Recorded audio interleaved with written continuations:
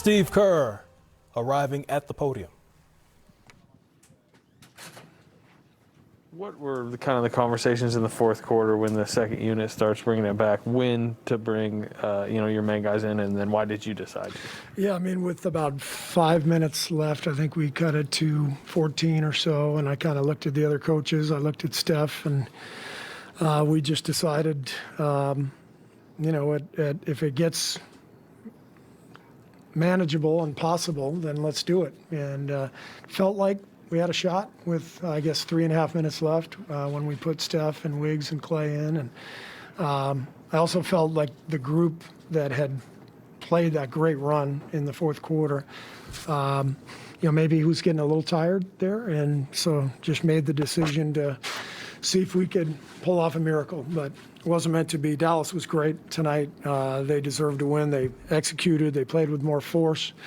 And this is the conference finals. This is how it's supposed to be. You got two great teams, and they handled us well tonight.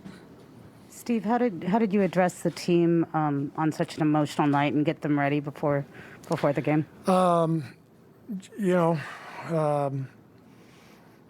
Just talked basketball. We didn't. There was sort of an unspoken awareness of what happened today. There was it was a very quiet locker room beforehand. I felt like you as a coach, my job is get the team ready to play. Difficult to sort of keep perspective on a day like today, but that's the shock and the grief, the anger. It's there from all of our guys and from, I'm sure, everybody in the building. So you have to accept that and go out and play, and that's what we try to do. Steve, were there any conversations not to have this game? Were you aware of any discussions at this game? No, I did not hear anything about. Supported that? Excuse me? Would you have supported maybe pushing this game? I would have supported whatever the league decided. I supported the fact that they decided to play. I mean, we're just league employees, and we're, if they want us to play, we'll play. You went with Kuminga with Porter out. What do you think about his minutes tonight?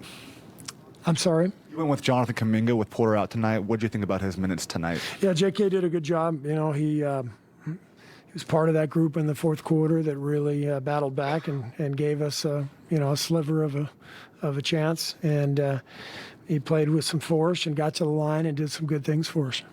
Why they hit 23s? I mean, did you feel like there was more defensive breakdowns for you guys than previous games? Especially early.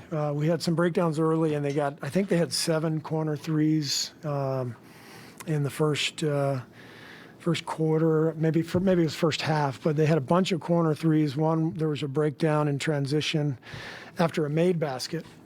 Shouldn't have been a problem. And Finney-Smith, I think, his first three, wide open corner three. We weren't alert tonight defensively. We weren't sharp. And I thought we let them kind of get into a groove. And once a team like that gets into a three-point groove, it's tough to get them out of it.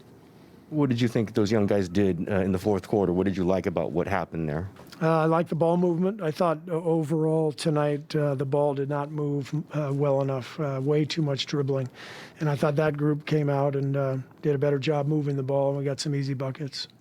What did you see with that similar group on the floor to start the second quarter?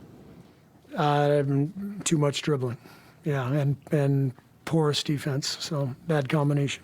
Obviously, it's not the result of the game, but did you find yourself thinking or drifting at all, knowing what happened today? Was there any, hey, I got to get focused here kind of thing?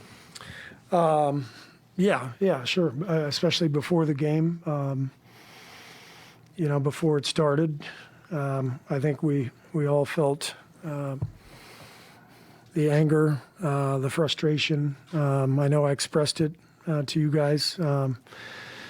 So I was pretty emotional, and I tried to just, get myself composed and coached the team. And so, once the game started, I was focused on the game. But tough day for everybody. But that sounds like a very inappropriate thing to say. Tough day for everybody. I mean, I don't even know how to express the grief that those families are feeling right now. It's too much to fathom, too much to comprehend, and so yeah, we move on, and we hope that someone actually decides to value our citizens' lives more than they value money and power. That's pretty much it. Steph did tweet before the game that he tweeted your video and said that he hopes people watch that at least as much as they watch the game. Did they tell you guys? Some guys tell you that? Did you feel that from the team? Steph just came up and looked me in the eye and gave me the head nod and gave me a good handshake, and it was unspoken, but I knew what he was expressing. Anything else? Thank you. I think Ann had. Oh, I'm sorry. I was just going to ask you about the rarity of a rain delay in an NBA game. Yeah. Did you get an explanation, and was it a continuing issue with moisture? No, once they got it cleared up, everything was fine. So the only explanation was there was a leak, and obviously it was right in that corner in front of our bench. So once it was cleared up, it was